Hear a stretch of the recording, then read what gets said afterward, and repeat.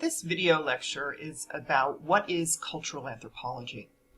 By this point, you've been introduced to the field of anthropology as a whole, and now we're going to start really digging into the details of what each subfield within the broader discipline of anthropology has to offer. That is, what are the particular topics and techniques, methods, theories that each subfield uses to forward its understanding of what it means to be human. So cultural anthropology is a qualitative social science.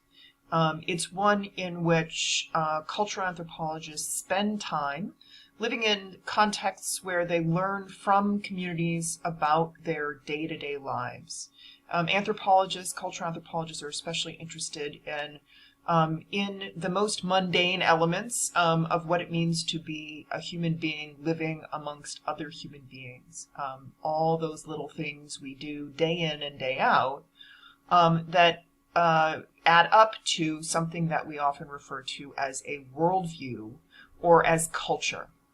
And that's one of the main concepts I want to focus on in this lecture, is the concept of culture, which is really central to the subfield of cultural anthropology. As we move forward, you'll see that culture is something that we are all steeped in. We live in worlds which are following a particular sort of cultural framework, even as we are often not particularly aware of it.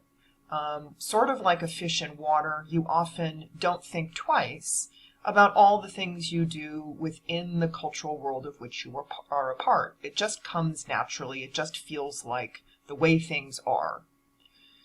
One of the benefits of learning about cultural anthropology and starting to some extent to take on the perspective of cultural anthropology is it allows you to think a little bit differently, both about cultural worlds that are unfamiliar to you and about your own life as a cultural being. One of the phrases that's often used to describe that is that what cultural anthropology does is it makes the strange familiar and the familiar strange. Makes the strange familiar in the sense that cultural practices and perspectives that may right now seem really different and really foreign to you will come to be practices that you can gain an understanding and an appreciation for.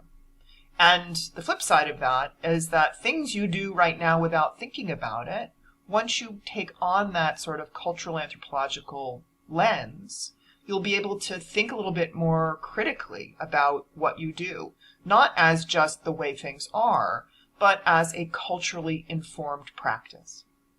So that is sort of one of our goals in our study of cultural anthropology within this course, is to work on making the strange familiar and the familiar strange.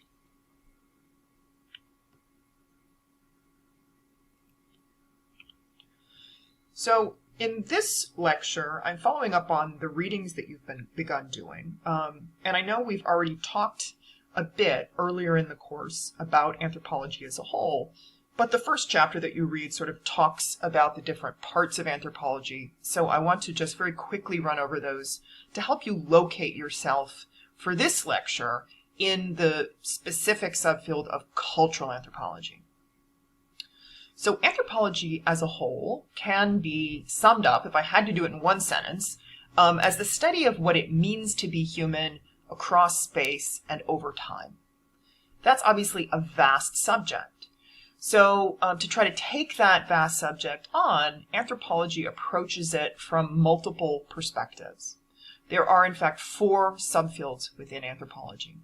In this course, we're focusing on the largest 3 of those subfields.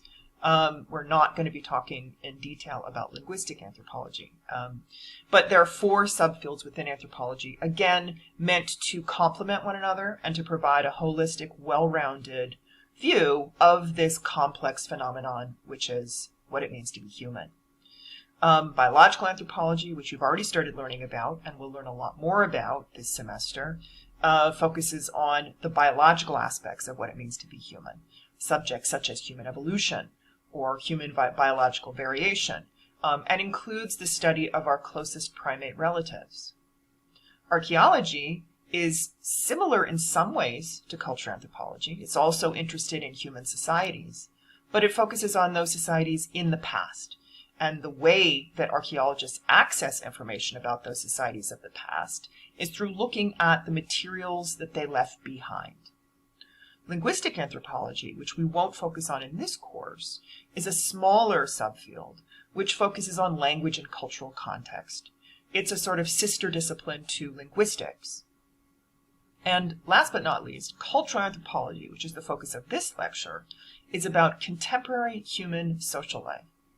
So cultural anthropologists are interested in people who are still alive, living in the world today, and trying to understand all of those things that make their lives what they are, what it means to navigate through that particular cultural world, and what the worldview or the framework of people living in that space looks like. So again, cultural anthropology is the study of contemporary human social life. As the name suggests, the concept of culture is central to the field of cultural anthropology. And culture is not always an easy concept to take on board. It's complex. Cultural anthropologists themselves often debate what exactly it is, what it means, and our understandings of culture have shifted over time. But it's central, it's a foundational concept, and that's the concept I want to turn to next. Culture is a topic that obviously is central to what anthropologists do. It's also a concept that has been debated quite a bit by cultural anthropologists. It's an important but not always a straightforward or easy to understand concept. Anthropologists themselves have often debated what culture is and what the value of the culture concept is.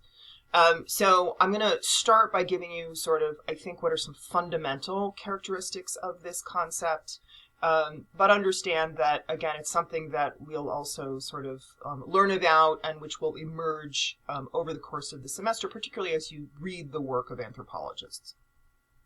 So again, for the sake of sort of giving you a quick entry into understanding this concept, I'm going to give you a very short definition of what culture is. So what I'm saying here is that culture is everything that people do, feel, think, and say in the context of a particular social world. There are a few things to look at in that definition. The first is that I'm saying that it's what people do, feel, think, and say, all right? So in other words, culture operates sort of in various realms or at various levels.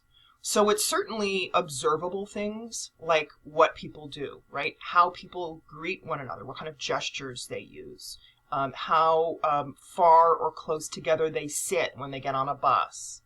But it's also some more sort of internal or subjective things that are a little bit harder to observe, but are still really important, right?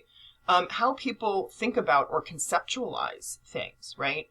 How people think that the world is organized. Do people think that there's a supernatural world or a world that is beyond and maybe invisible to humans here in this sort of everyday life? Those are sort of conceptual parts of what culture is that are also important, but often sort of live inside of people's heads to some extent, which again, we'll talk more about how anthropologists sort of access that information. It's also about how people express themselves, right? Or represent things through, as I say here, what they say, right? So that's not only about people's use of language per se, but it's also about sort of how articulating things out loud is one piece of culture, but it's not everything, right? I'm sure you've all had the experience of sort of thinking one thing and saying something different for all kinds of reasons. Well, that's part of culture too, and it's certainly something cultural anthropologists need to deal with. So culture then I'm defining as everything people do, feel, think, and say in the context of a particular social world. So that's the second part that's really important to look at. So what I'm saying is culture is a universal, right? All humans are cultural beings, And all people are engaging in this thing called culture that has to do with both feeling and thinking things and doing and saying things. But it's also extraordinarily variable. So when we study culture, we're not just going to study culture in general. We're going to study culture as it manifests in a particular social world, right? So those things that people do, feel, think, and say are not the same everywhere, right? So this is a sort of key component of what anthropologists think about when we think about what culture is and when we try to understand culture in a particular place and time, all right? I put a couple of quotes on the slide as well, which I think do a good job of sort of encapsulating this idea that is embedded in the definition. So the first one is by an anthropologist named Reich. And he says, quote, "To be human is to be simultaneously the recipient of millions of years of culture and to be active as a creator of culture." What I want you to take from this is that culture is simultaneously something that has continuity and something that is passed from one generation to the next. So in other words, you don't, wake up in the morning and create culture anew. You are living in in a context, in a set of ideas, in a set of practices that you were introduced to by the people that came before you, by your family, by your ancestors, etc. Right? So you are, to a certain extent, bearing forward something that you inherited, right? Again, from your family, from your community, from your society. However, it's really important to point out that that doesn't mean that you are somehow like a cultural robot, just reproducing exactly what every generation before you did. The fact is you inherit or you bear forward those cultural practices and concepts that you get from your parents and others. But you also have free will and autonomy and innovation and creativity. So you also change that culture as you bear it forward, right? People don't just reproduce culture in exactly the same form. People sometimes resist the cultural lessons they were taught by their parents and their grandparents. Or they come up with entirely new things, right? So culture is changing constantly before our eyes. It's always in flux, even as it also is something that ties us to the past and connects generations together. Another way of sort of articulating that is the quote I have on the bottom, which I somehow left the name off. The anthropologist who said this is named Spradley. And what he said is that cultural knowledge is not a list of rules, but, quote, a set of principles for map making and navigation. So again, same idea. Culture doesn't limit you or sort of put a straitjacket on you that you have to do things a certain way. It provides a sort of blueprint, right, or a set of guidelines. And the fact is then when you take up those tools or those ideas, you create something that may be a different variation on those practices that has never been seen before, right? So you're not just following the map, right, as it's laid out, you're also making a map for future generations. So let me now break down more specifically some of the key qualities of this concept of culture that I've now defined. The first characteristic of culture I want to talk about is the fact that it's learned. Unlike other animals, most other animals at least, there is some debate about whether, for example, the great apes have something that we can call culture. But for the most part, unlike other animals, humans are not born with instincts that guide how they do things in the world, right? You are not born already knowing what you need to do to survive and thrive. Those things are taught to you, again, typically by parents or guardians, family members, community members, the people that are around you the most as you're growing up. Again, we're unlike other kinds of creatures on this planet in the degree to which both as babies and children, we are dependent on our parents and other caretakers, and also on the degree to which those guidelines for living are passed from those older people to younger people. You don't know inherently how to do things, you are taught. So culture is learned. Culture is also shared. So by definition, we're talking about a social phenomenon. You're not a culture of one. It doesn't mean everybody, even in a particular society, is necessarily doing everything culturally the same. There are lots of what we might call subcultures, for example, in a place like the US. So not everybody loves football, right? Which is illustrated in this slide. But the idea of culture is that it's something shared, right? So it's something that's passed among people, both across generations, as we've been talking about, right? So from grandparents to parents to children, but also, laterally. So amongst peer groups, right? And others, right? So any of those social spaces where you engage with other people and establish ways of doing things, share ideas, etc., those are examples of engaging in the shared quality of culture. Culture is also constantly changing, right? So this, again, sort of leads back to what I started with, that you are both the bearer and the creator of culture. So culture does not stay the same over time, even as there is some kind of continuity across generations. Ways of doing things, ways of thinking about, different institutions, something like marriage, for example, what it means to be a married couple, who can or should marry. These are all the kinds of things that we see changing right before our eyes. So culture is something that ties us together over time, but it's also something constantly in flux, constantly changing. Culture also includes universals.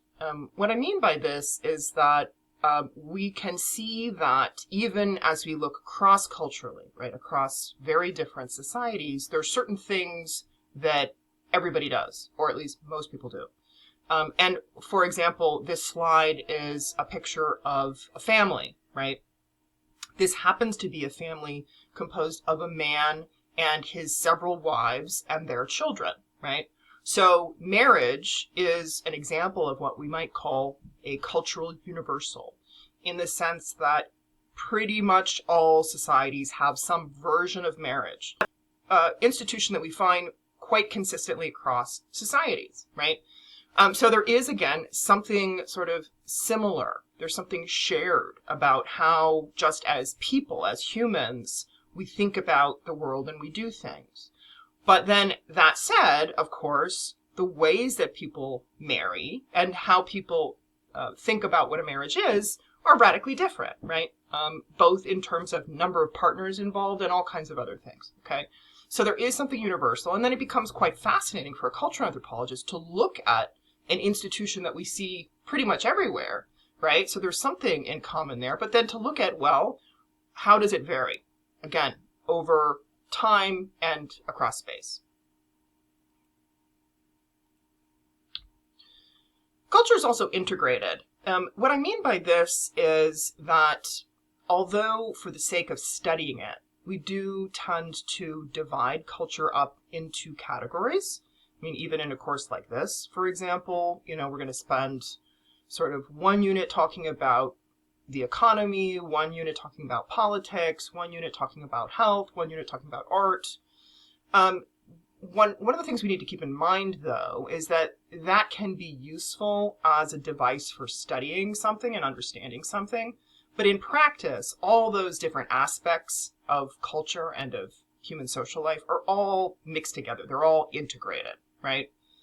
The image I put on the slide, which is a poster created by an artist named Shepard Fairey, I put it up because I thought it's as equally a good example of politics and of art, right? It would be hard to figure out which category to put it in. And I think that's an example that's a broader characteristic of culture. All those different aspects are integrated in our daily lives. We don't, say, well, on Monday I'll, be economic, on Tuesday I'll be political, on Wednesday I'll be artistic. All of those elements of our lives and of our worldviews are intertwined. So culture is integrated. Culture is also symbolic. Probably the best example of the way in which culture is symbolic is our use of language.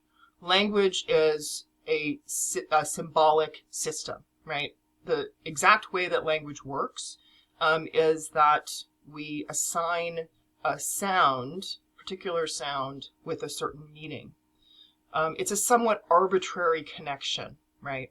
The sound for that concept in one language is different than the sound in another language, right? So a symbol is something that stands for something else. It's basically a unit of meaning that can carry information. So language is a really good example of the ways that humans act in a symbolic way, but there are lots of others as well. So the image I have on the slide is of people making use of U.S. flags, right? A flag is absolutely a symbol. It carries with it all kinds of meanings about nationalism, about the sort of identity or status of a country. It can also be used in contrary ways, right? As a sign of protest, etc. So a fundamental characteristic of culture is that humans act symbolically. Culture also creates categories. This is sort of a fundamental aspect of what culture does. What people do with culture is to organize things into categories, for better and for worse. So the image I put on the slide here is of the census form. This is the last census form. And the part of the census that I'm representing here are the questions about race and ethnicity. Since the beginning of the census in the 19th century, there have always been questions about race and ethnicity, although they've always been slightly different each time the census comes out. You may know that the census is deployed every 10 years. So every 10 years we have, and we can look back historically at what these forms look like, which is kind of interesting to see. Those categories change over time. So one of the things we might take from this is that there's always been this impulse to categorize people, right? To put people into groups. But the nature of those groups changes historically. And those categories can be used as weapons, as well as they can be used as ways to organize and to claim resources, for example. The categories are not necessarily bad or good, but the point here is that culture and people as enculturated beings tend to create and make use of categories, categorizing both elements of the world and other people. So again, culture creates categories. Culture is also used creatively. I mentioned at the beginning of the lecture that culture is always in flux.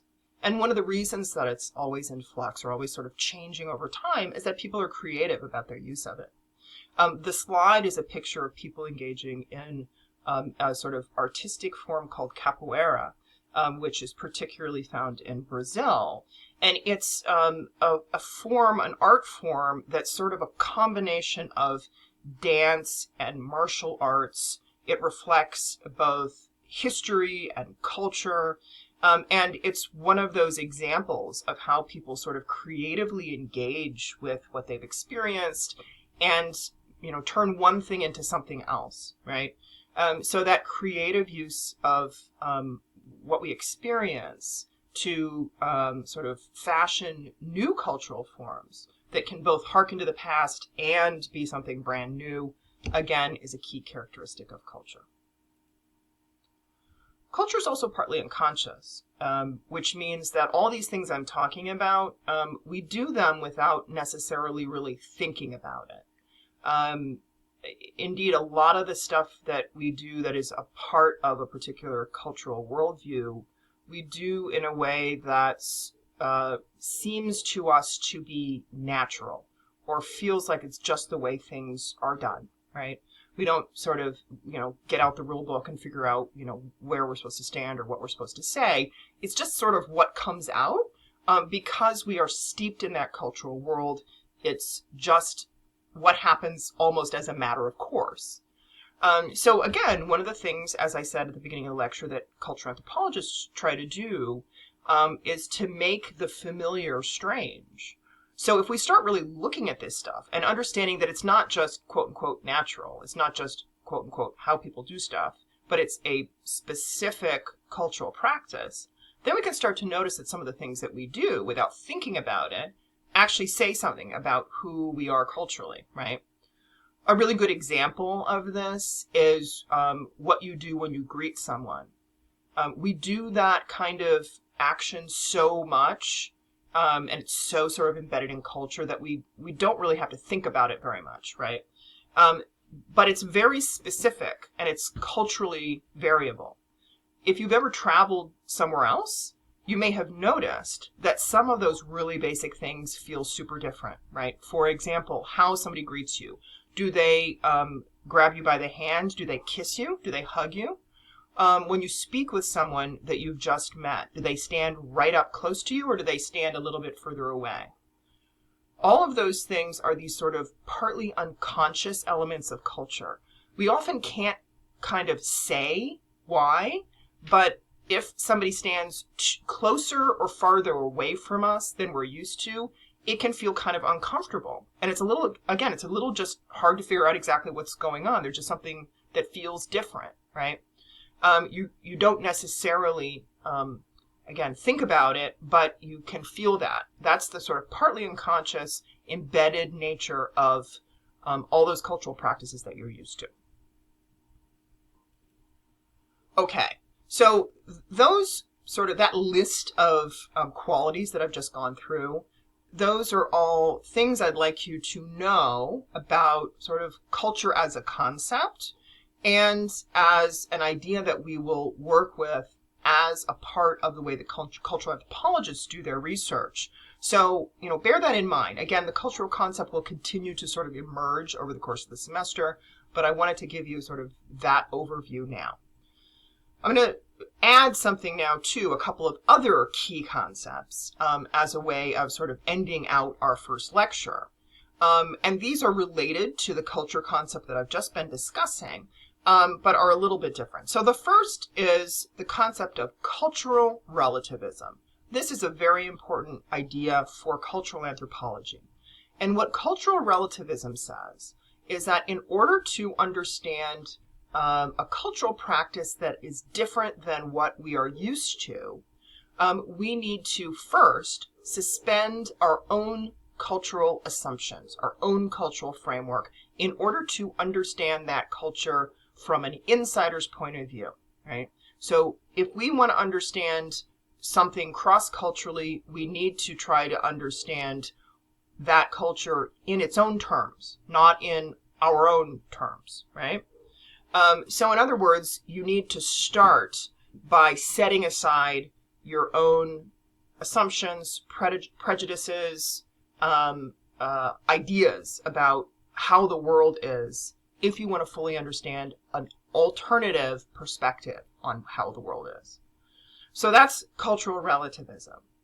Now, I want to make a distinction now between cultural relativism and two other concepts. So the first is the comparison of cultural relativism versus ethnocentrism. These are basically opposites, right? So ethnocentrism is the idea of putting your own cultural framework in the center, right? So if you think about how that word is crafted, you can sort of get a sense of its meaning. So in other words, if you assume that the way you do things, the way you think about things, is not only just one variation, but it's the best way, it's the only way, it's the most natural way, that is acting in an ethnocentric way, okay? So what we try to do in the field of cultural anthropology is to get away from acting in that ethnocentric way and instead embrace an approach of cultural relativism. So we try to eschew or reject ethnocentrism and embrace cultural relativism, all right? The second comparison I want to make is between cultural relativism and moral relativism.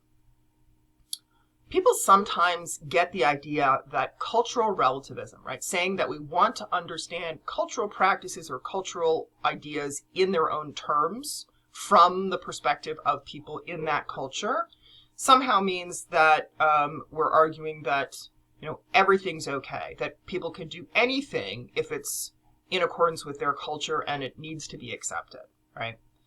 And that's really not the case. Cultural anthropologists make a distinction between cultural relativism and moral relativism. So while cultural anthropologists embrace cultural relativism, we do not embrace moral relativism, all right? So in other words, the idea that in order to understand a cultural practice, we need to understand it in its own terms does not mean that we then need to condone it. For example, we might very well feel like a particular cultural practice is contrary to our own sort of moral compass or how we think about what is good for people. If you embrace the idea of a universal human rights, for example, that people are entitled to health, to well-being, to freedom from suffering, which I think many of us do, then you might very well think that certain things that are culturally condoned in some places are contrary to that, right? There's all kinds of things that happen in the United States that we might think are morally really problematic, even if they make sense culturally in this place, right?